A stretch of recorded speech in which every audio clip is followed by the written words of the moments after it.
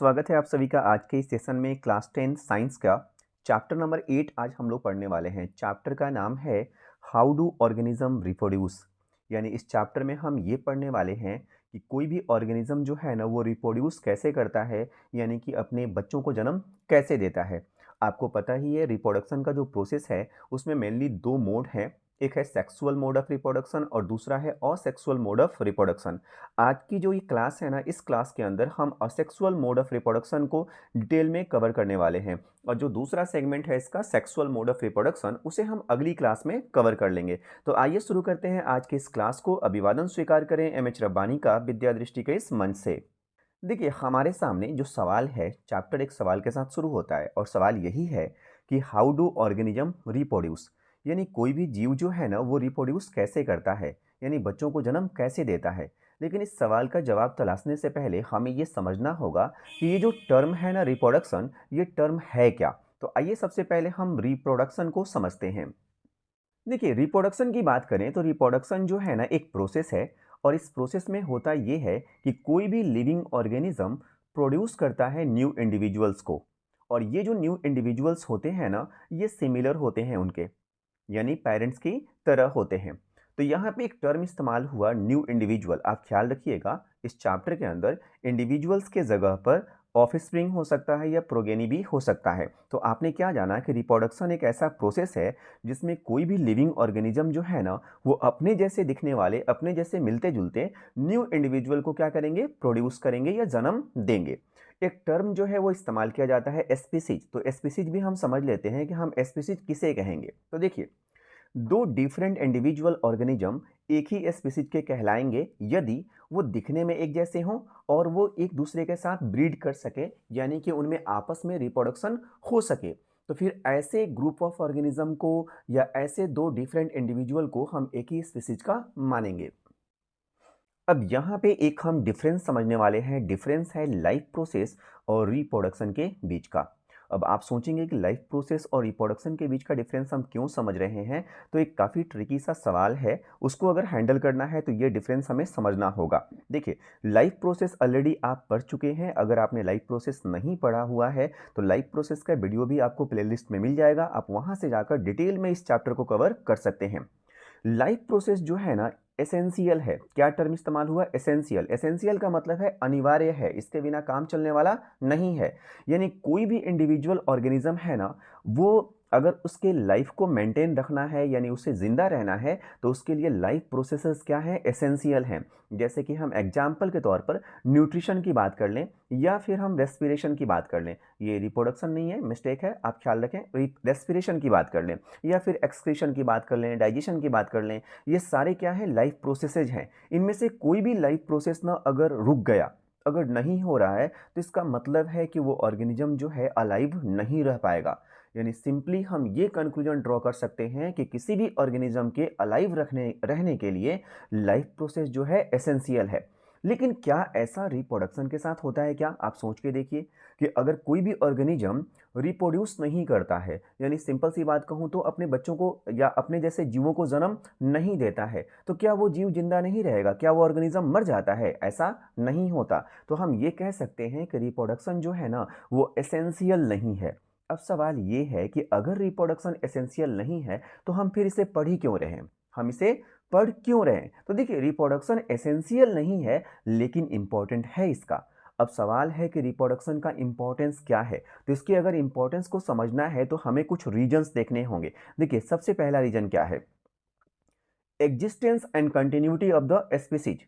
यानी कोई भी स्पीसीज है ना, अगर हम चाहते हैं कि उस स्पीसीज का इस अर्थ पर एग्जिस्टेंस बना रहे यानी उसका अस्तित्व रहे, कंटिन्यूटी रहे, तो इसके लिए रिप्रोडक्शन ज़रूरी है। क्योंकि रिप्रोडक्शन के प्रोसेस में ही कोई भी ऑर्गेनिज्म क्या करेगा, अपने जैसे मिलते जुलते जीवों को जन्म देगा और इसी वजह से उनका एग्जिस्टेंस इस अर्थ पर बना रहेगा या उनकी कंटिन्यूटी बनी रहेगी।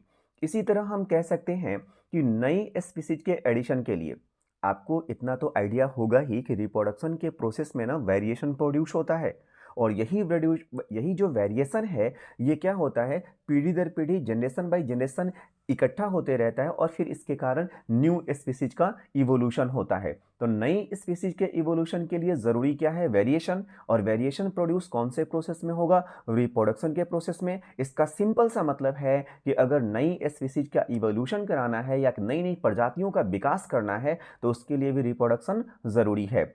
इसके अलावा जो डेड ऑर्गेनिज्म है उनके रिप्लेसमेंट के लिए, उनकी भरपाई के लिए, इस अर्थ पर मान लीजिए जितने भी प्लांट्स हैं या कोई भी अगर ऑर्गेनिज्म है, अगर उसका एक क्या होता है, एक डिफिनिट लाइफ स्पैन होता है, एक निश्चित उनकी जीवन काल होती है, उसके बाद वो मर जाते हैं, तो उनकी भरपाई करनी है तो उसके लिए भी क्या है, रिप्रोडक्शन जरूरी है।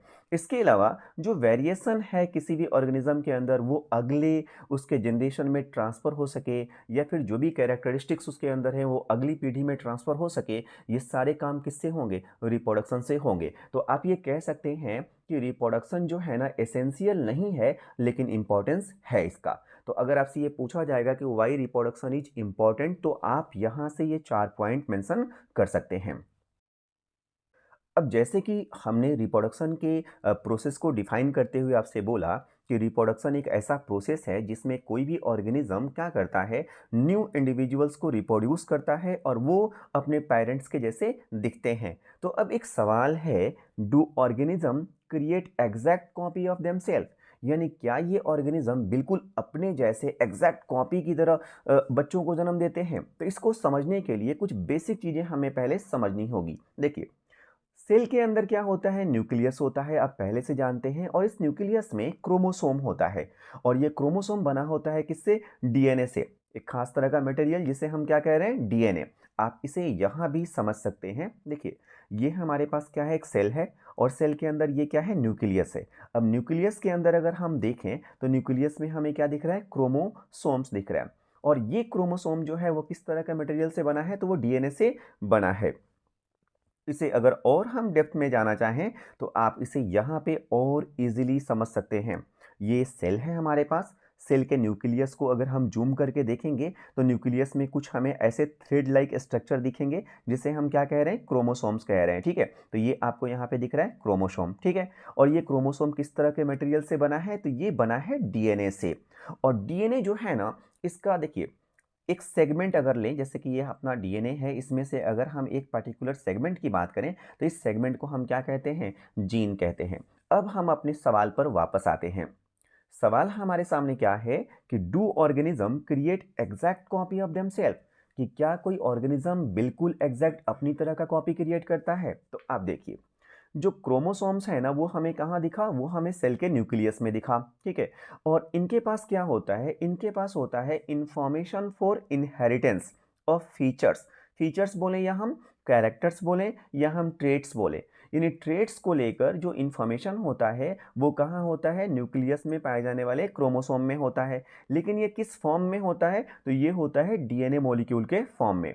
और यही ट्रेट्स जो है ना, पेरेंट्स से नेक्स्ट जनरेशन में क्या होते हैं, ट्रांसमिट होते रहते हैं या एक पीढ़ी से दूसरी पीढ़ी में जाते रहते हैं। तो आपने यहाँ पे क्या समझा कि जो इनहेरिटेंस का इंफॉर्मेशन है उसको लेकर जो भी कैरेक्टरिस्टिक्स होते हैं वो सारे कहाँ होते हैं, न्यूक्लियस के क्रोमोसोम में होते हैं। और किस फॉर्म में होते हैं, तो वो होते हैं डीएनए मटेरियल के फॉर्म में।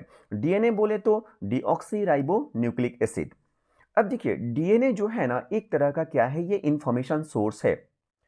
किसके लिए सोर्स ऑफ इंफॉर्मेशन है, तो प्रोटीन मेकिंग के लिए। इसका मतलब है कि जिस तरह का इंफॉर्मेशन होगा उसी तरह का प्रोटीन सिंथेसिस होगा।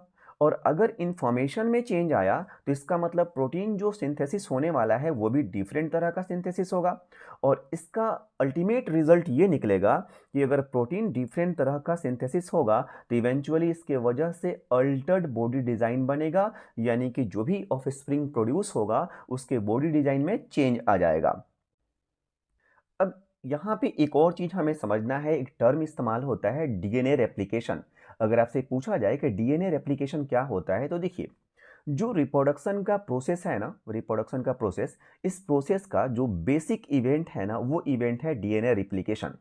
इसे हम क्या बोल रहे हैं, बेसिक इवेंट, यानी सबसे बेसिक चीज है रिप्रोडक्शन में। सबसे बुनियादी चीज क्या है, डीएनए रेप्लिकेशन। अब ये होता क्या है, तो सिंपली हम ये कह सकते हैं कि जो डीएनए कॉपीइंग होता है ना, या डीएनए का जो कॉपी बनता है, उसकी जो प्रतिकृति बनती है, उसे ही हम क्या कहते हैं, डीएनए रेप्लिकेशन कहते हैं। अब होता क्या है इस प्रोसेस में, जब सेल डिवाइड होता है, एक सेल डिवाइड होके दो सेल बनते हैं, तो हर सेल में क्या होता है, डीएनए का एक कॉपी चला जाता है और साथ ही साथ में पूरा का पूरा सेलुलर एपरेटस भी जाता है। अब एक छोटा सा सवाल यहाँ पे हम और ले रहे हैं जो इसी से रिलेटेड है, कि रिप्रोडक्शन का जो प्रोसेस है ना, इसमें कौन कौन से बेसिक फीचर्स हैं। तो देखिए, सबसे पहला तो हो गया रेप्लिकेशन ऑफ डीएनए, जो आपने अभी समझ लिया, यानी डीएनए कॉपीइंग का प्रोसेस। इसके बाद सेल डिवीजन की बात हम कर लेते हैं।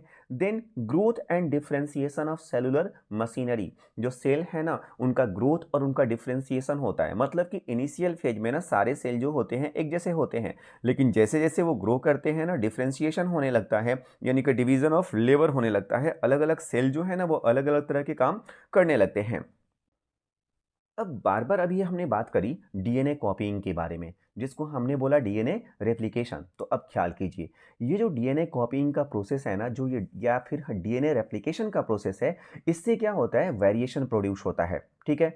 अब यहाँ पे दो चीजें हो सकती है। मतलब मैं ये कहना चाह रहा हूँ कि जब डीएनए कॉपीइंग होता है ना, उस समय क्या हो सकता है, दो चीजें हो सकती हैं, दो पॉसिबिलिटी है। नंबर वन पॉसिबिलिटी क्या है, complete accuracy in DNA copying, यानी डीएनए कॉपीइंग जो हो रहा है ना, वो कंप्लीट एक्यूरेसी के साथ हुआ।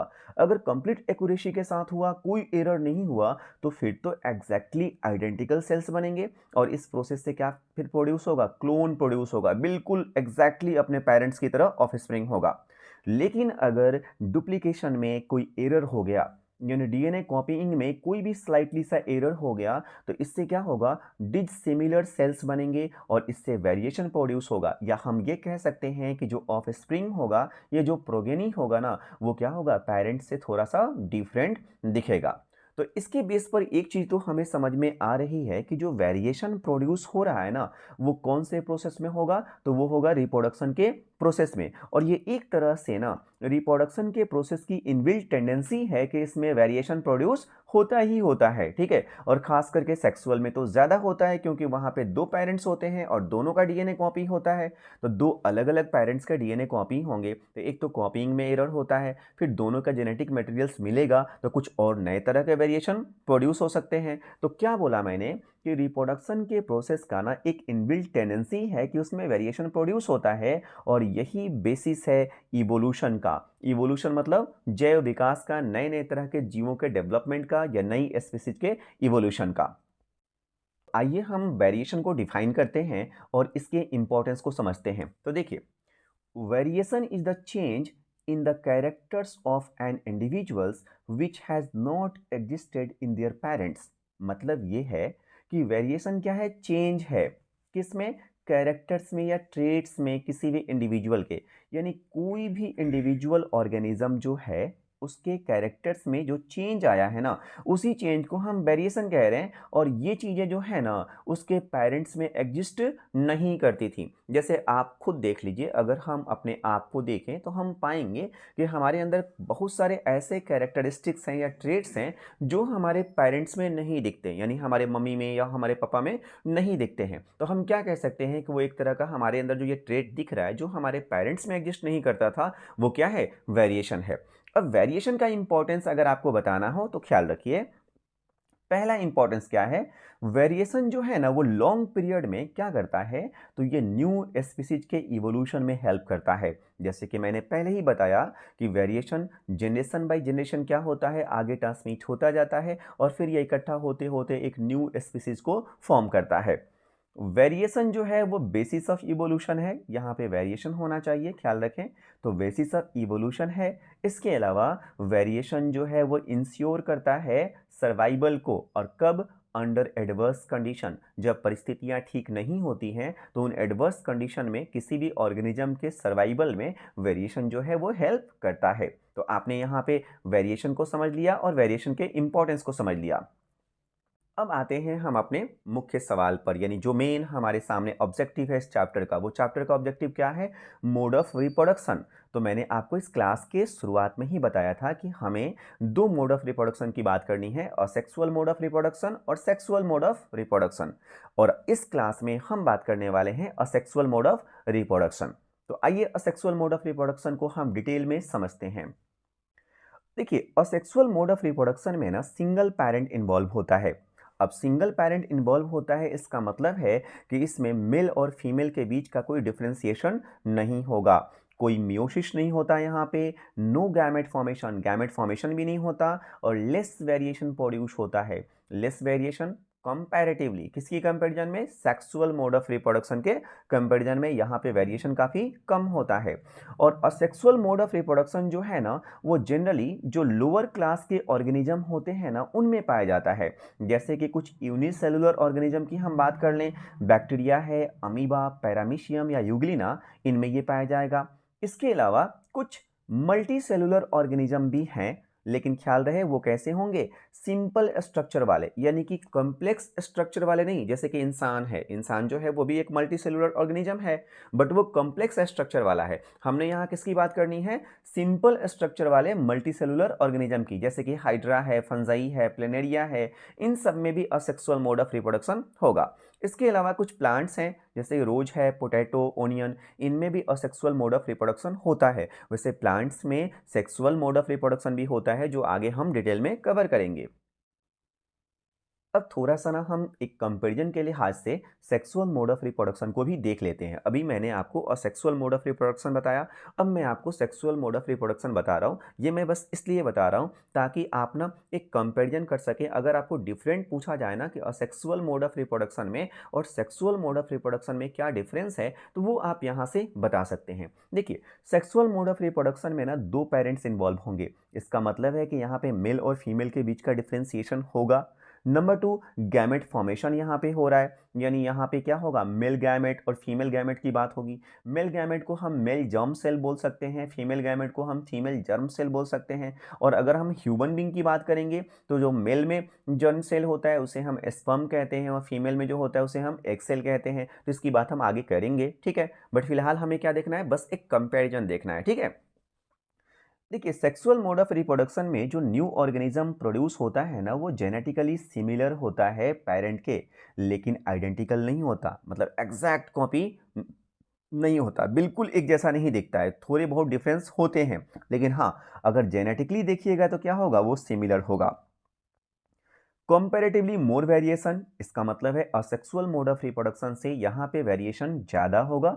और आप ये बात समझ सकते हैं कि यहाँ पे 2 पेरेंट इन्वॉल्व हैं, तो दोनों पेरेंट का क्या होगा? डीएनए कॉपिंग होगा। तो 2 पेरेंट्स का डीएनए मिलेगा, तो कुछ जो ऑफस्प्रिंग बनेगा उसका डीएनए जो होगा वो क्या होगा? एक डिफरेंट तरह का होगा, तो उसमें वेरिएशन तो पैदा होना ही होना है। इसके अलावा आप समझ लीजिए, यहाँ पे हायर क्लास के जो ऑर्गेनिज्म है ना, उनमें ये मोड ऑफ रिप्रोडक्शन पाया जाएगा। जैसे नॉर्मली जो असेक्सुअल मोड ऑफ रिप्रोडक्शन है, लोअर क्लास के ऑर्गेनिज्म में पाया जाता था। जैसे अगर हायर क्लास के ऑर्गेनिज्म की बात करें तो हम अपनी बात कर लेते हैं, ह्यूमन बीइंग की। डॉग्स हैं, कैट या दूसरे कुछ प्लांट्स हैं, इन सब में सेक्सुअल मोड ऑफ रिप्रोडक्शन होता है। तो आई होप, मैं आशा करता हूँ कि अगर आपसे सेक्सुअल और असेक्सुअल मोड ऑफ रिप्रोडक्शन के बीच का डिफरेंस पूछा जाएगा, तो आप यहाँ से डिफरेंस बता सकते हैं। अब हम बात करते हैं असेक्सुअल रिप्रोडक्शन के टाइप्स, यानी जो मोड ऑफ असेक्सुअल रिप्रोडक्शन है ना, इसमें कौन कौन से हमारे पास टाइप्स हैं या मेथड्स हैं। तो इसमें ना टोटल हमें 7 मेथड या 7 टाइप के बारे में पढ़ना है। नंबर 1 है फिजन, ठीक है? फिजन में 2 तरह के फिजन की बात होगी, बाइनरी फिजन, मल्टीपल फिजन। अपन डिटेल में इसको देखेंगे, है ना? इसके अलावा है फ्रेगमेंटेशन, रीजनरेशन और बडिंग। वेजिटेटिव प्रोपेगेशन में भी 2 तरह का होगा, नेचुरल और आर्टिफिशियल। देन हम टिश्यू कल्चर को समझेंगे, और फाइनली हम समझेंगे स्पोर फॉर्मेशन को। तो आइए सबसे पहले समझते हैं हम किसे? फिजन को। देखिए, फिजन की बात करें तो असेक्सुअल मोड ऑफ रिप्रोडक्शन है, ठीक है? इसमें होता क्या है कि कोई भी ऑर्गेनिज्म जिनमें फिजन होगा ना, वो डिवाइड हो जाएगा 2 और मोर डॉटर सेल्स में। अब यहाँ पे ध्यान देने वाली बात है, अगर कोई ऑर्गेनिज्म डिवाइड होता है 2 डॉटर सेल में, तो फिर इसे हम बोलेंगे बाइनरी फिजन। और अगर वो 2 से ज़्यादा डॉटर सेल में डिवाइड हो रहा है, तो इसे हम बोलेंगे मल्टीपल फिजन। तो पहले हम बाइनरी फिजन को ना डिटेल में समझते हैं। बाइनरी फिजन में क्या होता है, जो ऑर्गेनिज्म है ना वो स्प्लिट हो जाएगा। स्प्लिट मतलब टूट जाएगा टू इक्वल हाफ्स में। और कब? During cell division. जब सेल डिवीजन होगा तो सेल डिवीजन के प्रोसेस में जो ऑर्गेनिज्म है वो स्प्लिट हो जाएगा दो इक्वल हाफ्स में, और इस तरह से वो दो ऑफ स्प्रिंग को क्या करेगा? प्रोड्यूस करेगा। इस प्रोसेस में जो ऑर्गेनिज्म है ना उसका न्यूक्लियस जो है केवल एक बार डिवाइड होता है। इस बात को आप ख्याल रखेंगे, क्योंकि आगे हम मल्टीपल फिजन जब पढ़ेंगे ना तो वहाँ पे डिफरेंस बताना हो तो आप बता सकते हैं। तो न्यूक्लियस कितनी बार डिवाइड हो रहा है? सिर्फ एक बार। और एक और इम्पॉर्टेंट चीज़ है, और वो ये है कि जब बाइनरी फिजन का प्रोसेस कंप्लीट हो जाता है तो उसके बाद पेरेंट्स का कोई एग्जिस्टेंस नहीं होता। आप समझ ही सकते हैं कि पेरेंट्स ही तो क्या हुआ था, दो इक्वल हाफ्स में बट गया था और फिर दो ऑफस्प्रिंग बने थे। तो यानी कि पेरेंट्स का कोई एग्जिस्टेंस नहीं होगा। ये फेवरेबल कंडीशन में होता है, ठीक है। और ये किसी भी प्लेन में हो सकता है। ये जो टर्म है ना किसी भी प्लेन में हो सकता है। आगे के स्लाइड में जब हम ना फिगर देखेंगे, चित्र देखेंगे, एग्जाम्पल, तो वहां पे ना ये आपको बेहतर तरीके से समझ में आएगा कि ये जो मैं बोल रहा हूँ ना कि ये किसी भी प्लेन में हो सकता है। यहाँ पे प्लेन का मतलब क्या है? प्लेन मतलब तल है, तो वहां पे हम इसे देख लेंगे। जनरली यूनिसेलुलर ऑर्गेनिज्म जो होते हैं जैसे कि बैक्टीरिया, पैरामीशियम, यूग्लिना वगैरह, इनमें ना बाइनरी फिजन पाया जाता है।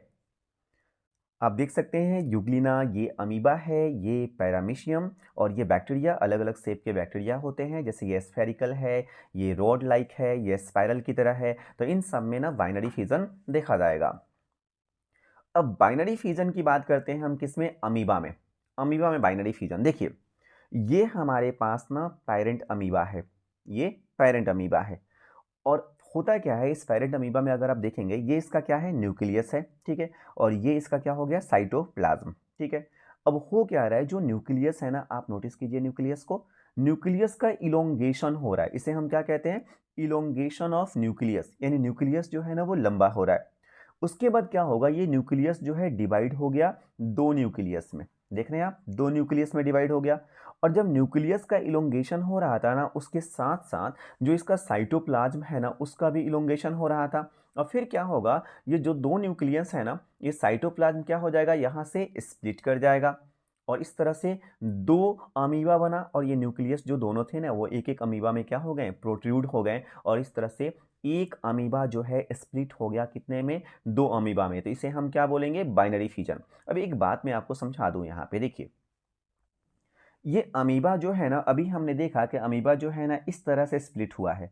लेकिन ये ज़रूरी नहीं है कि अमीबा जो है इसी प्लेन में स्प्लिट होगा। अमीबा कैसे भी स्प्लिट हो सकता है। इसका मतलब अमीबा ऐसे भी स्प्लिट हो सकता है, ऐसे भी हो सकता है, ऐसे भी हो सकता है, यानी किसी भी प्लेन में अमीबा स्प्लिट हो सकता है। अब आइए हम बाइनरी फिजन में हम कंपैरिजन कर रहे हैं अमीबा और लेस्मेनिया को। लेस्मानिया में भी क्या होता है, जो बाइनरी फिजन ही होता है। लेकिन पहले आप लेस्मेनिया में बाइनरी फिजन समझिए, फिर हम कंपेयर करते हैं। देखिए, ये लेस्मेनिया है। आप देख रहे हैं लेस्मेनिया में किस तरह के चेंजेज आ रहे हैं, ठीक है। अभी कितने न्यूक्लियस है? एक न्यूक्लियस है। अब ये न्यूक्लियस जो है वो डिवाइड होकर दो न्यूक्लियस बन रहा है, और फिर ये न्यूक्लियस क्या हो गया है? सेपरेट हो गया। उसके बाद जो इसका बॉडी है लेस्मेनिया का, वो बॉडी देखिए कैसे डिफ्रेंशिएट हो रहा है, ऐसे, है ना। और उसके बाद फिर क्या होगा, ये यहाँ से लेस्मेनिया जो है दो हाफ में बट जाएगा, और फिर दो हमें लेस्मेनिया मिलेगा। तो अब यहाँ पे डिफरेंस क्या है? अभी हमने बोला ना कि अमीबा जो है वो किसी भी प्लेन में स्प्लिट हो सकता है। जैसे कि अगर मैं बात करूं, ये अमीबा ऐसे कट सकता है, या फिर ऐसे, या फिर ऐसे, किसी भी प्लेन में ये दो हिस्सों में बट सकता है। लेकिन लेस्मेनिया जो है वो एक डिफिनिट प्लेन में ही स्प्लिट होगा, और वो कैसे? ऐसे, ऐसे स्प्लिट होगा, ठीक है। तो ये बात आपको ख्याल रखना है कि amoeba can split into any plane but leishmania in a definite plane. तो आपसे कभी अगर ऐसा सवाल पूछ दिया जाए कि अमीबा और लेस्मेनिया में रिप्रोडक्शन के प्रोसेस में क्या सिमिलरिटी है और क्या डिससिमिलरिटी है, तो सिमिलरिटी तो ये है कि दोनों में बाइनरी फिजन होता है। लेकिन डिससिमिलरिटी ये है कि अमीबा किसी भी प्लेन में स्प्लिट हो सकता है, लेकिन लिस्मेनिया सिर्फ एक डिफिनिट प्लेन में स्प्लिट होगा, जो कि यहाँ पे आप देख सकते हैं इस तरह से स्प्लिट होगा। बाइनरी फिजन को समझने के बाद अब हम समझते हैं मल्टीपल फिजन को। और मल्टीपल फिजन को समझते हुए आप कंपैरिजन भी करते चलेंगे। यानी बाइनरी फिजन के बारे में आपको पता है तो आप डिफ्रेंशिएट करते चलिएगा कि दोनों के बीच में क्या डिफरेंस है, ताकि अगर कभी आपको डिफरेंस पूछा जाए तो आप वो भी इजीली बता पाएँ। Multiple fission asexual mode of reproduction है, इसमें कोई बताने वाली बात है नहीं, ठीक है। इसमें क्या होता है कि कोई भी ऑर्गेनिज्म जो है ना वो डिवाइड हो जाता है मेनी डॉटर सेल्स में। तो आप फर्क समझ पाए ना, वहाँ पे केवल 2 डॉटर सेल्स बन रहे थे, यहाँ पे मेनी डॉटर सेल्स बन रहे हैं। और ये होता है अनफेवरेबल कंडीशन में, और वो होता था बाइनरी फिजन हमारा फेवरेबल कंडीशन में। तो ख्याल रखिएगा, अनफेवरेबल कंडीशन में होता है। अब होता क्या है अनफेवरेबल कंडीशन में, इसको हम समझते हैं। देखिए, जब अनफेवरेबल कंडीशन रहता है ना, मतलब ऐसा कंडीशन जो कि जीवित रहने के लायक ना हो, अनुकूल ना हो, अच्छा ना हो, तो वैसे कंडीशन में क्या होता है कि ऑर्गेनिज्म ना अपने चारों ओर ना एक थिक कोटिंग डेवलप कर लेते हैं, और जिसको हम कहते हैं क्या है, सिस्ट कहते हैं। क्या कहते हैं? सिस्ट, ठीक है। और फिर इस अनफेवरेबल कंडीशन के दौरान ही उसका जो न्यूक्लियस होता है ना वो रेगुलरली डिवाइड होते रहता है, और डिवाइड होकर वो कई सारे सेवरल न्यूक्लियाई में चेंज हो जाता है। और फिर ये जो हर डॉटर न्यूक्लियस है ना, ये एक मेम्ब्रेन से घिर भी जाता है। इसके बाद जब फेवरेबल कंडीशन आता है तो जो सिस्ट था ना वो डिसॉल्व हो जाता है या ब्रेक कर जाता है। फेवरेबल कंडीशन बोलने का मतलब है कि मॉइस्चर वगैरह के कांटेक्ट में जब ये आते हैं तो जो चारों तरफ सिस्ट बना हुआ है वो डिसॉल्व हो जाता है या ब्रेक हो जाता है, और फिर जो डॉटर न्यूक्लियाई थे ना वो सारे बाहर आते हैं, और ये सारे डॉटर न्यूक्लियाई जो है ग्रो होकर एक न्यू इंडिविजुअल्स बन जाते हैं। अगर मल्टीपल फिजन का एग्जाम्पल आप बताएं तो आप प्लाज्मोडियम की बात कर सकते हैं, एंटा अमीबा की बात कर सकते हैं। आप ख्याल रखिए कि अमीबा में बाइनरी फिजन भी हो रहा है और मल्टीपल फिजन भी हो रहा है। आइए मैं आपको प्लाज्मोडियम के अंदर मल्टीपल फिजन दिखाता हूं। देखिए, आप यहां देख सकते हैं, ये प्लाज्मोडियम में मल्टीपल फिजन को दिखाया जा रहा है। यहाँ पे देखिए, ये आप देख रहे हैं, नोटिस कर रहे हैं, यहाँ पे अगर आप इसमें नोटिस करें ना कई सारे न्यूक्लियस आपको दिख रहे हैं। तो एक्चुअल में है क्या, अभी ना अनफेवरेबल कंडीशन है। अब अनफेवरेबल कंडीशन में प्लाज्मोडियम ने क्या किया है, अपने चारों ओर एक थिक कोटिंग डेवलप कर लिया है। आप ये देख सकते हैं कोटिंग, ठीक है, कोटिंग डेवलप कर लिया है। इस कोटिंग को हम क्या कहेंगे, सिस्ट कहेंगे। और जब तक अनफेवरेबल कंडीशन रहेगा इसका न्यूक्लियस जो है रेगुलरली डिवाइड होता रहेगा, 1 से 2, 2 से 4, 4 से 8, ऐसे करके ये क्या होता रहेगा, बनते रहेगा। और जैसे ही फेवरेबल कंडीशन आएगा ये सिस्ट जो है डिसॉल्व हो जाएगा या ब्रेक कर जाएगा, और ये जितने भी न्यूक्लियस हैं ना ये सारे के सारे क्या होंगे, बाहर आएंगे, और फिर ये न्यू इंडिविजुअल के रूप में डेवलप हो सकते हैं। इसे हम नेक्स्ट स्लाइड में और बेहतर तरीके से समझते हैं। देखिए, ये हमारा प्लाज्मोडियम था ना, ठीक है। अब इसको हमने 3 स्टेप में समझने का यहाँ पे प्रयास किया है। देखिए, सबसे पहले ये जो हमारा प्लाज्मोडियम है ये क्या हो गया, प्लाज्मोडियम का सेल हो गया। ये क्या है, न्यूक्लियस है, ठीक है। और इसने क्या किया है, प्लाज्मोडियम ने अपने चारों तरफ एक ना थिक कोटिंग डेवलप कर ली है, जिसे आप क्या कहोगे, सिस्ट कहोगे। चूंकि कंडीशन कैसा है, अनफेवरेबल है, और आपको पता है अनफेवरेबल कंडीशन में ही ये प्रोसेस होता है। अब जब तक अनफेवरेबल कंडीशन होगा ना, इसका न्यूक्लियस जो है देख रहे हैं आप, रेगुलरली डिवाइड हो रहा है, और मल्टीपल न्यूक्लियाई में वो क्या हो गया है, चेंज हो गया है। और जैसे ही फेवरेबल कंडीशन आता है, आप यहाँ नोटिस कीजिए, इसका जो सिस्ट है क्या हो गया, डिसॉल्व हो गया। यानी मॉइस्चर वगैरह के कांटेक्ट में आने पर इसका सिस्ट डिसॉल्व हो गया या ब्रेक हो गया, और फिर इसके अंदर जितने भी छोटे छोटे न्यूक्लियाई थे ना ये सारे के सारे बाहर आएंगे, और फिर ये डेवलप होंगे, ग्रो होंगे, और न्यू इंडिविजुअल्स के रूप में विकसित हो जाएंगे। तो इस तरह से प्लाज्मोडियम के अंदर मल्टीपल फिजन होता है। एक और मेथड है वो है फ्रेगमेंटेशन। फ्रेगमेंटेशन भी असेक्सुअल मेथड ऑफ रिप्रोडक्शन है। इसमें देखिए होता क्या है, मल्टी सेलुलर ऑर्गेनिज्म जो है ना, ठीक है, लेकिन ध्यान रहे कैसे, सिंपल स्ट्रक्चर वाले। सिंपल जैसे कि इंसान है वो कॉम्प्लेक्स स्ट्रक्चर वाला मल्टी सेलुलर ऑर्गेनिज्म है। तो अभी हम बात कर रहे हैं किसकी, सिंपल स्ट्रक्चर वाले मल्टी सेलुलर ऑर्गेनिज्म की। तो ये जब मैच्योर होते हैं, यानी आफ्टर मैच्योराइजेशन, ये ब्रेक कर जाते हैं सेवरल पीसेज में। और फिर ये जो पीसेज है ना, या फिर जो फ्रैगमेंट्स है ना, जो पीस बोल लें या हम फ्रैगमेंट बोल लें, ये फ्रैगमेंट ग्रो होते हैं समय के साथ, और ग्रो होकर न्यू इंडिविजुअल्स के रूप में डेवलप हो जाते हैं। ख्याल रहे कि फ्रेगमेंटेशन के प्रोसेस में भी पेरेंट्स जो है ना उसका एग्जिस्टेंस नहीं रहता है, यानी फ्रेगमेंटेशन का प्रोसेस कंप्लीट होने के बाद पेरेंट्स का कोई एग्जिस्टेंस नहीं रहता है। और फ्रेगमेंटेशन को अगर हमें समझना है तो हम स्पाइरो वगैरह का एग्जाम्पल लेकर समझेंगे, लेकिन उससे पहले मैं एक बात आपको दोबारा से इस बात पे मैं जोड़ देता हूँ कि आप यहाँ पे ख्याल रखिए कि फ्रेगमेंटेशन सिंपल स्ट्रक्चर वाले मल्टी सेलुलर ऑर्गेनिज्म में हो रहा है, और वो कब हो रहा है, आफ्टर मैच्योराइजेशन। ये मैं इसलिए कह रहा हूँ क्योंकि आगे एक और मेथड हमें पढ़ना है, रीजनरेशन। रीजनरेशन ना फ्रेगमेंटेशन की तरह ही होता है, फ़र्क यहाँ वहाँ पे ये रहेगा कि जो सेवरल पार्ट्स में या सेवरल पीसेज में ऑर्गेनिज्म टूटता है ना, तो वो बाई एक्सीडेंट होता है। लेकिन ये हो रहा है कैसे? मैच्योर होने पर, यानी कि ऑर्गेनिज्म मैच्योर होता है और मैच्योर होने के बाद वो कई सारे टुकड़ों में बँट जाता है और वो हर टुकड़ा जो है एक न्यू ऑर्गेनिज्म के रूप में डेवलप हो जाता है। दूसरी बात आपको ख्याल ये रखनी है कि ये हम बात कर रहे हैं सिंपल स्ट्रक्चर वाले ऑर्गेनिज्म की। इसका मतलब है कि इंसान वगैरह जो है ना मल्टीसेलुलर, उसमें फ्रेगमेंटेशन नहीं होगा। तो आइए पहले हम समझते हैं स्पाइरोगायरा को। देखिए स्पाइरोगायरा में फ्रेगमेंटेशन कैसे होगा, तो ये आप नोटिस कीजिए, ये हमारे पास स्पाइरोगायरा है, ठीक है। और मैच्योर होने के बाद ये स्पाइरोगायरा जो है ना, तीन फ्रैगमेंट में यहाँ पे क्या हो गया, स्प्लिट कर गया है। ये अपना फ्रैगमेंट 1, 2 और 3। आप क्या नोटिस कर रहे हैं, ये तीनों के तीनों फ्रैगमेंट जो है ना, वो ग्रो करते हैं और ग्रो करके न्यू स्पाइरोगायरा के रूप में क्या हो गए, डेवलप हो गए। तो अब यहाँ पे हमें समझना ये है कि स्पाइरोगायरा की तरह के जो मल्टी सेलुलर ऑर्गेनिज्म हैं सिंपल स्ट्रक्चर वाले, उनके अंदर ना कोई स्पेशलाइज्ड सेल नहीं होता, ठीक है। इनके सेल्स जो होते हैं वो स्पेशलाइज्ड नहीं होते।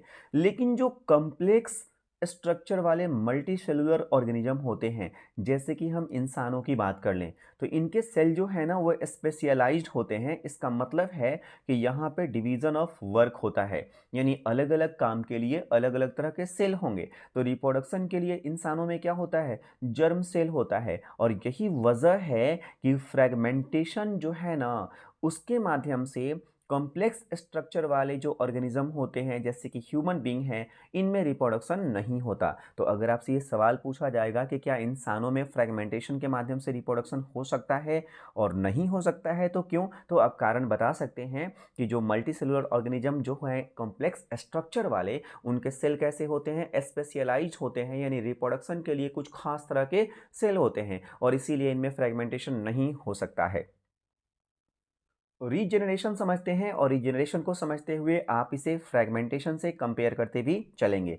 देखिए असेक्सुअल मेथड ऑफ रिप्रोडक्शन है, ये तो क्लियर है। इसमें होता क्या है कि ऑर्गेनिज्म जो है ना, वो क्या करता है, रीजेनरेट करता है न्यू इंडिविजुअल को from a part which has been accidentally cut off. यानी कि किससे, from a part which has been accidentally cut off, यानी कि उनके एक पार्ट से, अपने शरीर के एक हिस्से से, जो कि एक्सीडेंट के कारण क्या हुआ है, उनके शरीर से अलग हो गया है। अब होता क्या है, कुछ ऑर्गेनिज्म ऐसे होते हैं जिनके पास ना कुछ खास तरह के स्पेशल रीजेनरेटिंग सेल होते हैं, ठीक है। और ये जो रीजेनरेटिव सेल होते हैं ना, इनके अंदर एबिलिटी होती है कि वो डिफरेंट बॉडी पार्ट्स को क्या करते हैं, डेवलप कर लेते हैं।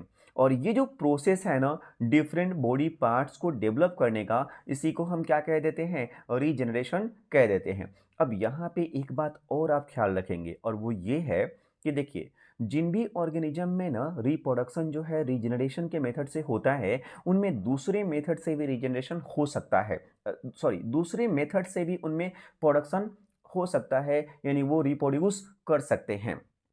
जैसे मैं हाइड्रा की बात कर लूँ, हाइड्रा में रीजनरेशन भी होता है और हाइड्रा में बडिंग भी होती है। तो मैं बस आपको ये समझाना चाह रहा हूँ कि जिन भी ऑर्गेनिज्म में जो रिप्रोडक्शन का प्रोसेस है वो रीजनरेशन के थ्रू होता है, तो उनमें दूसरे मेथड से भी ना बच्चे जन्म हो सकते हैं।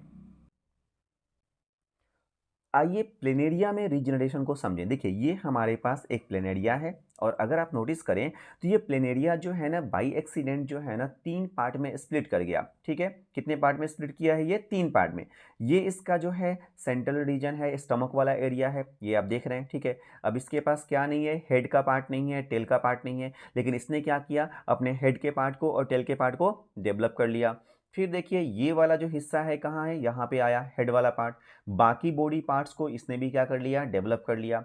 टेल वाला हिस्सा जो है ये रहा और इसने भी क्या किया, बाकी बॉडी पार्ट्स को डेवलप कर लिया। तो यहाँ पे हम ये देख रहे हैं कि प्लेनेरिया का जो एक बॉडी पार्ट्स है ना, इनके अंदर क्या है, खास तरह की रीजनरेटिव सेल्स हैं और वो उनके अंदर एबिलिटी है कि वो बाकी बॉडी पार्ट्स को डेवलप कर लेते हैं। और इस तरह से एक प्लेनेरिया से यहाँ पे हमारे पास तीन प्लेनेरिया जो हैं वो रिप्रोड्यूस हो गए। हाइड्रा में अगर रीजनरेशन आप देखना चाहें तो देखिए ये हमारे पास एक एडल्ट हाइड्रा है, ठीक है। और एम्प्यूटेशन यानी कि हाइड्रा जो है वो क्या हो गया, स्प्लिट हो गया। अब इसके दो पार्ट्स हैं, देखिए ये वाला पार्ट जो है इसके पास बेस नहीं है और इसके पास क्या है, टॉप नहीं है। तो पहले हम इसको देखते हैं। आप देख रहे हैं ना, इसने क्या किया, अपने बेस वाले पार्ट को डेवलप कर लिया, ठीक है। और इसको अगर आप देखेंगे तो इसने क्या किया, टॉप वाले पार्ट को डेवलप कर दिया। फिर ये ग्रो करेंगे और ग्रो होकर फिर से ये एडल्ट हाइड्रा के रूप में चेंज हो जाएंगे। तो रीजनरेशन हाइड्रा में भी होता है और प्लेनेरिया में भी होता है। अब हम बात करते हैं बडिंग की। बडिंग में क्या होता है, जो ऑर्गेनिज्म है ना, ठीक है, न्यू ऑर्गेनिज्म डेवलप कैसे होते हैं, तो वो होते हैं बडिंग से। होता ये है कि जो पेरेंट होता है ना, पेरेंट, उस पेरेंट्स के बॉडी के सर्टेन पार्ट्स पे ना बर्ड्स निकल जाते हैं और वही बर्ड्स जो है ना आगे न्यू ऑर्गेनिज्म के रूप में डेवलप हो जाते हैं। ये जो बड है या फिर जो बल्ज है ना, ये केवल उनके बॉडी के उन्हीं पार्ट्स में होते हैं जहाँ पे ना रेगुलर सेल डिवीजन होता है। और फिर क्या होता है, मैच्योर होने के बाद ये बड जो है ना डिटैच हो जाते हैं अपने पेरेंट से और इस तरह से वो न्यू इंडिविजुअल के रूप में जन्म लेते हैं।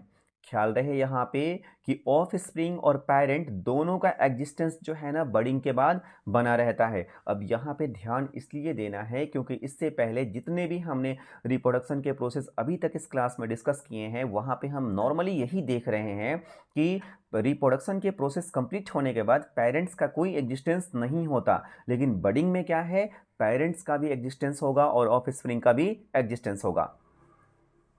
ईस्ट में बडिंग को समझते हैं। देखिए यहाँ पे हमारे पास ये पेरेंट ईस्ट सेल है और ये इसका आप यहाँ पे नोटिस कर सकते हैं न्यूक्लियस।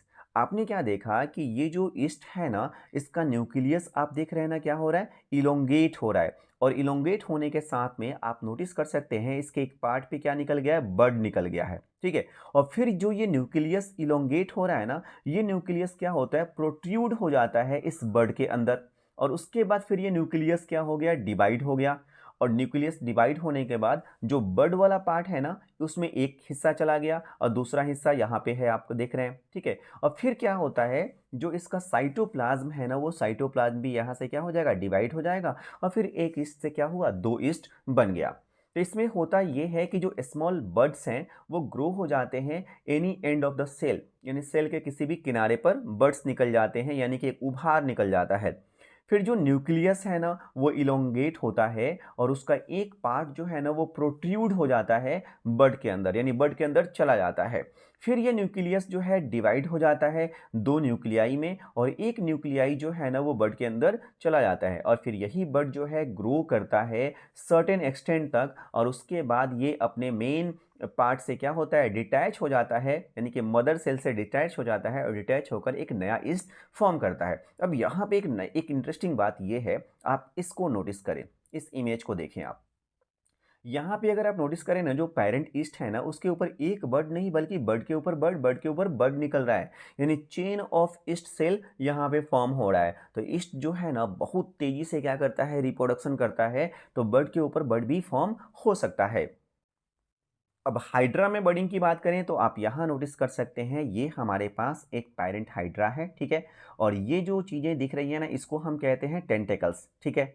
अब आप क्या नोटिस कर रहे हैं, हाइड्रा के बॉडी के इस हिस्से में ना क्या हुआ है, बर्ड निकल गया, ये आप देखिए यहाँ पे बर्ड निकला हुआ है। और फिर ये बर्ड जो है ना ये ग्रो करने लगेगा, डेवलप होने लगेगा, ठीक है। और ये एक तरह का न्यू हाइड्रा बन जाएगा। और जब ये मैच्योर हो जाएगा तो मैच्योरेशन पे क्या होगा कि ये मेन हाइड्रा से यहाँ से स्प्लिट हो जाएगा और स्प्लिट होकर एक तरह से न्यू हाइड्रा बन गया। अब यहाँ पे ना एक सवाल है हमारे पास, क्या आप इस बात को जानते हैं, जैसे नॉर्मली क्या होता है कि जब भी हमें ना कोई फूड आइटम ना काफ़ी स्पॉन्जी या सॉफ्ट मिलता है तो हमें लगता है कि वो अच्छी क्वालिटी का फूड आइटम है या वो काफ़ी हेल्दी है। लेकिन अगर कोई फूड आइटम काफ़ी सॉफ्ट है, काफ़ी स्पंजी है, इसका ये लॉजिक नहीं निकलता है कि वो काफ़ी हेल्दी होगा। इसका एक कारण ये भी हो सकता है कि उसमें जो नंबर ऑफ़ ईस्ट हैं वो ज़्यादा हैं। कैसे? तो देखिए, होता ये है कि जब ईस्ट का नंबर इंक्रीज होता है ना, यानी ईस्ट बहुत तेजी से रिप्रोडक्शन करता है, तो जितने ज़्यादा ईस्ट होते जाते हैं वो रेस्पिरेशन के प्रोसेस में कार्बन डाइऑक्साइड गैस उतना ही ज़्यादा इमिट करते हैं। और वो कार्बन डाइऑक्साइड गैस जो है ना वो हमारे फूड आइटम्स के बीच में बबल्स के फॉर्म में क्या हो जाते हैं, ट्रैप हो जाते हैं, और इसीलिए हमारा फूड आइटम जो है स्पॉन्जी या सॉफ्ट लगने लगता है। अब सवाल है कि ईस्ट जो है वो बहुत तेजी से रिप्रोड्यूस कब करेगा, ईस्ट के लिए फेवरेबल कंडीशन क्या है। तो अगर ईस्ट को ना शुगर सॉल्यूशन मिल जाए, शुगर के अंदर, चीनी के अंदर ईस्ट जो है ना बहुत तेजी से क्या करता है, रिप्रोड्यूस करता है। यानी ऐसी खाने पीने वाली चीजें जो मीठी होती है उसके अंदर ईस्ट का रिप्रोडक्शन जो है ना वो बहुत तेजी से होगा। अब एक और इंटरेस्टिंग जो मेथड है स्पोर फॉर्मेशन की, हम बात करते हैं कि स्पोर फॉर्मेशन क्या होता है। देखिए, स्पोर फॉर्मेशन यह भी एक असेक्सुअल मोड ऑफ रिप्रोडक्शन है, और ये मेनली जो है ना फंजाई के अंदर या फिर ब्रायोफाइट्स या टेरिडोफाइट्स जैसे जो ऑर्गेनिज्म है ना उनमें ये पाया जाता है। यानी इस मेथड से ये ऑर्गेनिज्म जो है रिप्रोड्यूस करते हैं। इसमें होता क्या है, इन ऑर्गेनिज्म में ना एक ना खास तरह का ऑर्गेन्स होता है जिसको हम कहते हैं स्पोरेंजियम, और इसी स्पोरेंजियम के अंदर होता है स्पोर्स। ठीक है, और जब ये स्पोर मैच्योर होते हैं तो होता ये है कि स्पोरेंजियम जो है ना ब्रस्ट कर जाता है, यानी फट जाता है, और उसके अंदर से ये सारे स्पोर्स जो है ना बाहर निकलते हैं और वो ग्रो कर जाते हैं न्यू ऑर्गेनिज्म के फॉर्म में। जैसे इसे ना हम एक एग्जाम्पल से समझते हैं, हम देखते हैं स्पोर फॉर्मेशन इन राइजोपस। ठीक है, देखिए ये राइजोपस हमने यहाँ पे लिया हुआ है इमेज में। ये राइजोपस का ये जो नीचे वाला जो पार्ट है ना, ये सब इसको हम क्या बोलेंगे, राइजोइड्स बोलेंगे। ये क्या है, स्टोलन है, और ये जो एक फिलामेंट की तरह का स्ट्रक्चर यहाँ पे जा रहा है इसे इसे हम बोलते हैं स्पोरेंजियोफोर्स फोरस। ठीक है, और इसके ऊपर जो ये गोल गोल से राउंड शेप के जो स्ट्रक्चर दिख रहे हैं ना इसको हम बोलेंगे स्पोरेंजियम, और इसी स्पोरेंजियम के अंदर क्या होता है, स्पोर्स होता है, जो आप यहाँ पे देख सकते हैं। यहाँ पे स्पोरेंजियम जो है वो ब्रस्ट कर चुका है और स्पोर्स जो है वो बाहर आपको दिख रहे हैं। तो होता यहाँ पे ये है कि कुछ मल्टी सेलुलर ऑर्गेनिज्म होते हैं, जैसे कि राइजोपस की बात अभी हम यहाँ पे कर रहे हैं। ठीक है, ये डिकेइंग मैटर्स पे ना ग्रो कर जाते हैं। डिकेइंग मैटर्स मतलब सड़ी गली चीज़ों पर ये ग्रो कर जाते हैं, और फिर क्या होता है, इनके ऊपर एक थ्रेड लाइक स्ट्रक्चर डेवलप होने लगता है। जैसे ये थ्रेड लाइक स्ट्रक्चर आप यहाँ पे देख सकते हैं, और इसके ऊपर ना एक और स्ट्रक्चर होता है। ये जो थ्रेड लाइक स्ट्रक्चर है इसको हम क्या बोल रहे हैं, स्पोरेंजियोफोरस बोल रहे हैं, और इसके ऊपर एक स्ट्रक्चर और है जिसे हम कह रहे हैं स्पोरेंजियम। आप ये देख सकते हैं स्पोरेंजियम है। ठीक है, और इसी के अंदर इनसाइड इसके अंदर क्या होता है, स्पोर्स होता है, जो आप यहाँ पे देख सकते हैं। इसे हम अगली स्लाइड में समझते हैं।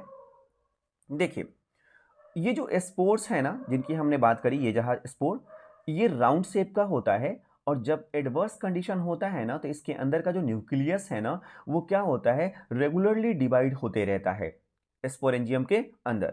और जैसे ही फेवरेबल कंडीशन आता है, इसका मतलब है कि जैसे ही ये स्पोरेंजियम जो है ना मॉइस्चर के कांटेक्ट में आता है तो ये स्पोरेंजियम ब्रेक कर जाता है। जैसे आप यहाँ देख सकते हैं स्पोरेंजियम जो है ब्रेक कर गया है, ये डिसॉल्व हो गया है, और फिर इसके अंदर के जितने भी स्पोर्स हैं या न्यूक्लियाई हैं ना वो सारे बाहर आते हैं और वो डेवलप हो जाते हैं न्यू ऑर्गेनिज्म के फॉर्म में। अब स्पोर फॉर्मेशन का ना एडवांटेज क्या है, इसका फायदा क्या है, तो देखिए large number of spores are produced in one sporangium, यानी केवल एक ही स्पोरेंजियम के अंदर ना बहुत सारे स्पोर ना प्रोड्यूस हो सकते हैं, यानी कि काफ़ी सारे ऑर्गेनिज्म को रिप्रोड्यूस किया जा सकता है। स्पोर्स जो है ना वो बहुत इजीली डिस्ट्रीब्यूट हो जाते हैं, किसके द्वारा, एयर के द्वारा, वाटर, इंसेक्ट्स या फिर एनिमल्स के द्वारा दूर दूर की जगहों में वो फैल जाते हैं। और इससे फ़ायदा ये होता है कि इनके बीच में ना फूड को लेकर कोई कंपटीशन नहीं होता है। इसके अलावा ये जो स्पोर्स होते हैं ना वो कवर्ड होते हैं एक थिक वॉल से, और ये इन्हें इनेबल करता है कि वो सरवाइव कर सके अनफेवरेबल कंडीशन में। यानी अगर अनफेवरेबल कंडीशन होगा ना तो ये लंबे समय तक स्पोर्ट्स जो है ना इनएक्टिव रहेंगे। ठीक है, यानी ये मरेंगे नहीं, इनएक्टिव रहेंगे, और फिर जैसे ही फेवरेबल कंडीशन आएगा ना फिर ये स्पोर्ट्स क्या होंगे, डेवलप हो जाएंगे न्यू इंडिविजुअल्स के फॉर्म में। तो आप यहाँ पे एक सवाल देख सकते हैं। ठीक है, क्वेश्चन ये है, how will an organism be benefited if it reproduce through spores, कि एक ऑर्गेनिज्म को ना कैसे फायदा होता है अगर वो कैसे रिप्रोड्यूस करे, स्पोर्ट्स के थ्रू रिप्रोड्यूस करे। तो आप ये 3 पॉइंट्स यहाँ पे बता सकते हैं। अब हम बात करते हैं वेजिटेटिव प्रोपेगेशन की। देखिए वेजिटेटिव प्रोपेगेशन जो है ना यह भी एक काफ़ी famous asexual mode of reproduction है, और इसमें जो रिप्रोडक्शन होता है वो प्लांट के वेजिटेटिव पार्ट से होता है। अब मैं आपको बताता चलूँ, प्लांट में 2 तरह के पार्ट्स की हम बात करेंगे। एक उसका रिप्रोडक्टिव पार्ट जिसे हम फ्लावर कहेंगे, और दूसरा जो है वो वेजिटेटिव पार्ट्स है, और वेजिटेटिव पार्ट्स में हमारे पास है रूट, स्टेम और लीफ।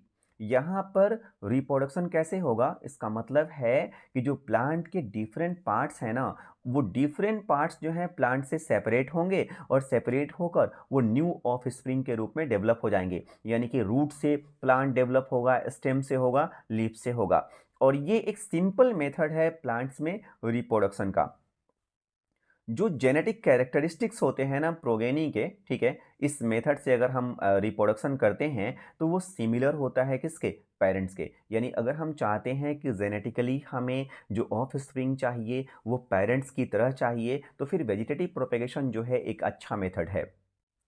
अब वेजिटेटिव प्रोपेगेशन भी ना दो तरह से होता है, एक है नेचुरल और दूसरा है आर्टिफिशियल। तो सबसे पहले हम समझेंगे नेचुरल को। देखिए, नेचुरल वेजिटेटिव प्रोपेगेशन जो है ना, ये ना ऑटोमेटिकली होते रहता है। और ये किन पार्ट से होता है, तो ये रूट से होगा, स्टेम से होगा और लीफ से होगा। सबसे पहले अगर हम रूट से बात करें वेजिटेटिव प्रोपेगेशन की, तो देखिए, कुछ प्लांट्स ऐसे होते हैं जिनके रूट्स जो होते हैं ना वो काफ़ी थिक और फ्लेसी होते हैं, मोटे और फ्लेसी होते हैं। और ये जो थिक और फ्लेसी रूट्स इनके होते हैं ना, इनमें फूड स्टोर्ड रहता है, इनमें भोजन रहता है। और इन्हीं रूट्स के ऊपर ना बर्ड्स निकल आते हैं, ठीक है, किसके ऊपर, इन फ्लेसी रूट्स के ऊपर। और जब ये सॉइल के अंदर हम इन्हें कवर करते हैं तो फिर ये बर्ड्स जो है ना न्यू प्लांट्स के रूप में डेवलप हो जाते हैं। जैसे कि अगर हम बात करें स्वीट पोटैटो की या फिर दहेलिया की, ठीक है, तो आप यहाँ पे देख सकते हैं जो ये स्वीट पोटैटो है ना, इस स्वीट पोटैटो के ऊपर क्या है, बर्ड्स हैं, और यही बर्ड्स जो हैं क्या हुआ, प्लांट के रूप में डेवलप हो गया है।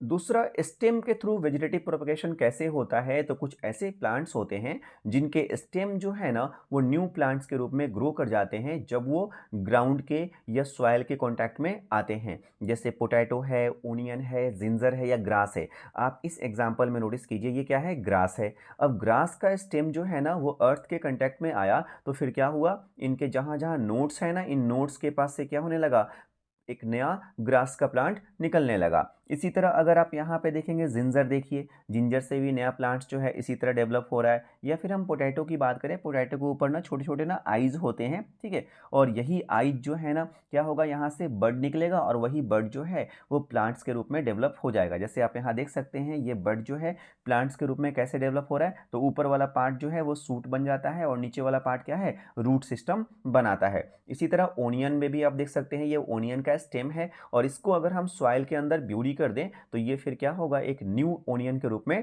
डेवलप हो जाएगा। लीफ के थ्रू अगर वेजिटेटिव प्रोपेगेशन की बात करें, तो एक प्लांट होता है जिसका नाम है ब्रायोफिलम। और ब्रायोफिलम प्लांट के जो लीव्स होते हैं ना, पत्ते, उनके एजेस पे ना, उनके किनारों पर बर्ड्स डेवलप हो जाते हैं। जैसे कि आप इस इमेज में देख सकते हैं, ये हमारे पास ब्रायोफिलम प्लांट का लीव्स है ना, और इसके जो एजेज है ना, यहाँ पे क्या निकलते हैं, बर्ड्स निकलते हैं, ठीक है। और ये बर्ड्स जो है ना अगर किसी भी कारण से टूट कर इन लिप्स से नीचे गिर गए, और अगर ये सॉइल के कांटेक्ट में आ गए, तो फिर क्या हो जाते हैं, ये न्यू ब्रायोफिलम के रूप में डेवलप हो जाते हैं। अब नेचुरल वेजिटेटिव प्रोपेगेशन के बाद हम बात करते हैं आर्टिफिशियल वेजिटेटिव प्रोपेगेशन की। इसे आर्टिफिशियली किया जाएगा ह्यूमन बीइंग द्वारा, ठीक है। और इसके तीन पॉपुलर मेथड्स हैं, पहला है कटिंग, दूसरा है लेयरिंग और तीसरा है ग्राफ्टिंग। तो सबसे पहले हम समझते हैं कटिंग को। देखिए, कटिंग की बात करें तो कटिंग में होता क्या है कि हमें ना पेरेंट प्लांट्स के ना किसी पार्ट को क्या कर लेना है, कट कर लेना है, और कट करने के बाद ले जाके उसे हमें सॉइल में दफन कर देना है, या सॉइल में हमें लगा देना है। और इससे क्या होगा, एक नया प्लांट जो है वो डेवलप हो जाएगा। तो इस मेथड को हम फॉलो कर सकते हैं। रोज के साथ में, सुगर केन के साथ में, ऑरेंज है या जास्मीन, डहेलिया, इन सारे फ्लावर्स को ना हम कटिंग के थ्रू डेवलप कर सकते हैं। लेयरिंग में देखिए क्या होता है, अगर आप इस इमेज में नोटिस करें ना, तो हमने क्या किया है, एक जो यहाँ पे हमारे पास एक प्लांट है, उसके हमने एक स्टेम को लिया, और उस स्टेम को हमने क्या किया, मिट्टी के अंदर दबा दिया है, ठीक है। और फिर क्या हुआ, ये प्लांट्स के रूप में जब डेवलप हो गया, तो हम क्या करेंगे, इसे इसके बाद यहाँ से कट कर देंगे, ठीक है। तो यानी कि हम पहले ही क्या करेंगे, प्लांट्स के रूप में स्टेम को डेवलप कर लेंगे और करने के बाद फिर क्या करेंगे, कट करेंगे। तो इसे हम कहते हैं लेयरिंग। गुआवा है, लेमन, चाइना रोज, जैस्मिन, इन सब में लेयरिंग का प्रोसेस फॉलो किया जाता है।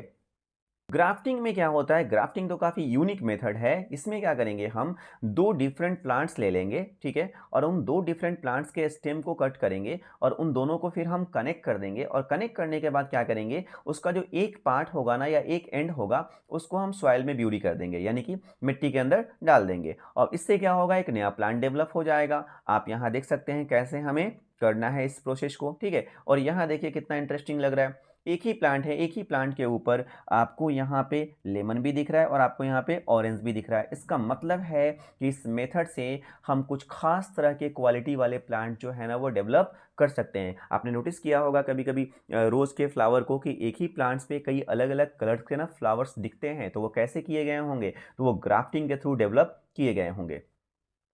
अब वेजिटेटिव प्रोपेगेशन का ना एडवांटेज क्या है, यानी कि इसका फ़ायदा क्या है, बेनिफिट क्या है, तो देखिए ये जो मेथड है ना, इस मेथड को हम यूज कर सकते हैं वैसे प्लांट्स को ग्रो करने में जो प्लांट्स ना विएबल सीड्स प्रोड्यूस नहीं करते हैं, जैसे कि ऑरेंज है, बनाना या फिर पाइनएप्पल वगैरह है।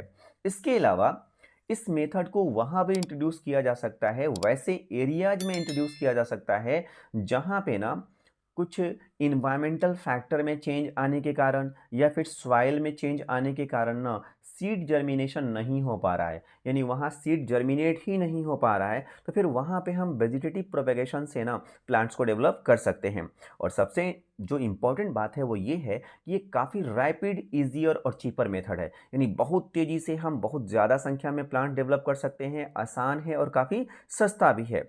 इसके अलावा different traits of species can be developed on the same plant through this process। इस प्रोसेस में हम सेम प्लांट्स पे ना अलग अलग तरह के ट्रेड्स को डेवलप कर सकते हैं। और इसके अलावा एक और फ़ायदा ये भी है कि वेजिटेटिव प्रोपेगेशन से जो प्लांट्स डेवलप किए जाते हैं ना, उन प्लांट्स के अंदर फ्लावर, फ्रूट्स वगैरह जो है ना वो लेस टाइम में, कम समय में लग जाते हैं, या उन प्लांट्स के और भी जो प्लांट प्रोड्यूस होते हैं वो हमें जल्दी मिलते हैं। यानी सीड्स के माध्यम से जो प्लांट्स होते हैं, ठीक है, उन पे जो फ्लावर और फ्रूट्स लगेंगे, और जो वेजिटेटिव प्रोपेगेशन से प्लांट्स हम लगाएंगे उन पे जो फ्लावर्स और फ्रूट्स लगेंगे, तो कंपैरेटिवली कौन जल्दी करेगा, तो जो वेजिटेटिव प्रोपेगेशन मेथड से प्लांट डेवलप होगा ना उस पे फ्रूट्स जल्दी लगेंगे। अब हम लास्ट मेथड की बात कर रहे हैं और ये मेथड है आपका टिश्यू कल्चर। टिश्यू कल्चर में क्या होता है कि हमें क्या करना है, हमें नया प्लांट डेवलप करना है, लेकिन ये नया प्लांट हम कहाँ से डेवलप करेंगे, तो हम प्लांट के ना ग्रोइंग टिप से ना कुछ सेल्स लेंगे, है ना, और उन ग्रोइंग सेल्स को हम क्या करेंगे, कल्चर मीडियम में रखेंगे या एक आर्टिफिशियल मीडियम में रखेंगे। फिर इस जब आप इस मीडियम में से रखिएगा ना, तो ये क्या होगा, डिवाइड होगा रैपिडली, बहुत तेज़ी से डिवाइड होंगे और फिर ये एक स्मॉल ग्रुप ऑफ सेल्स में चेंज हो जाएंगे और इसको हम कहते हैं कैलस। फिर इस कैलस को हमें ट्रांसफ़र कर देना है एक हार्मोन मीडियम में, जहाँ पे वो ग्रो करेंगे और साथ में डिफ्रेंसिएशन होगा, यानी इनिशियली सारे सेल तो एक जैसे होंगे लेकिन बाद में इनमें क्या होने लगेगा, डिफ्रेंसिएशन होने लगेगा। फिर इस डिफ्रेंशिएशन के बाद ये सारे के सारे कैलस जो है ना वो प्लांटलेट्स के रूप में चेंज हो जाएंगे और इन प्लांटलेट्स को फिर हम सॉइल में प्लेस कर देंगे और इस तरह से ये मैच्योर प्लांट के रूप में ग्रो कर सकते हैं। ऑर्नामेंटल जो प्लांट्स होते हैं ना, सजावटी पौधे हैं या फिर जो ऑर्किड है ना, इन सबको टिश्यू कल्चर से डेवलप किया जाता है। इसका इंपॉर्टेंस देख लीजिए। Many plants can be grown from one parents. एक ही पेरेंट से हम कई सारे प्लांट ग्रो कर सकते हैं, क्योंकि यहाँ पे हमें प्लांट ग्रो करने के लिए प्लांट का कोई पार्ट नहीं बल्कि प्लांट के ग्रोइंग पार्ट से हमें कुछ सेल्स चाहिए, ठीक है। Help in protecting endangered species. कोई ऐसी प्लांट की स्पीसीज है जो इंडेंजर्ड है, यानी कि उसको ऐसा है कि अब वो धरती से विलुप्त हो जाएगी, तो वैसे इंडेंजर्ड स्पीसीज को अगर हमें प्रोटेक्ट करना है, बचाना है, तो टिश्यू कल्चर के माध्यम से हम प्रोटेक्ट कर सकते हैं, क्योंकि अगर हमें कुछ भी प्लांट्स उनके मिल जाएंगे तो उनसे हम बहुत सारे प्लांट्स डेवलप कर सकते हैं। इसके अलावा डिजीज फ्री इन्वायरमेंट में प्लांट्स को ना ग्रो किया जा सकता है। देखिए जब सीड जर्मिनेट होता है ना, तो उस समय नॉर्मली होता क्या है, सबसे ज़्यादा इंसेक्ट्स वगैरह जो है ना अटैक करते हैं, ठीक है, या जो इनिशियल फेज होता है ना उस समय सबसे ज़्यादा इंसेक्ट्स वगैरह अटैक करते हैं। तो अगर हम एक डिजीज फ्री इन्वायरमेंट में प्लांट को डेवलप करना चाहते हैं तो टिश्यू कल्चर एक काफ़ी सूटेबल मेथड है।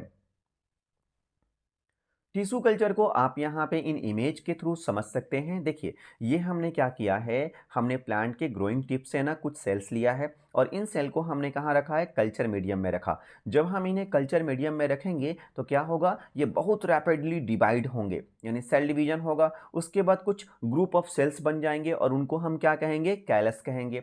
फिर इस कैलस को हम कहाँ रखेंगे, हार्मोन मीडियम में रखेंगे। हार्मोन मीडियम में रखेंगे तो ये कैलस जो है क्या होगा, ग्रो करेगा और फिर इनका क्या होगा, डिफ्रेंसिएशन होगा और उसके बाद ये चेंज हो जाएंगे किस में, प्लांटलेट्स में। देन इन प्लांटलेट्स को हम सॉइल में लगा सकते हैं।